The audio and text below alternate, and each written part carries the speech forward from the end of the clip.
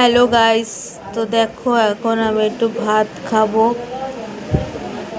Mutton হয়েছে আজকে বাড়িতে, তো সামান্য একটুই ভাত নিয়েছি, বেশি আমি খাই না রাত্রে।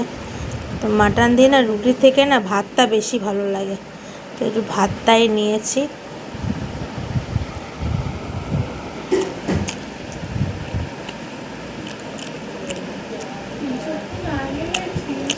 আমি একটাই নিয়েছি, দেখো দেখো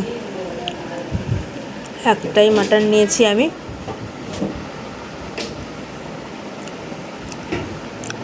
এই একটাই মাটন, একটু চর্বিওয়ালা নিয়েছি, মানে রিয়াজি মাংস যাকে বলে দেয়।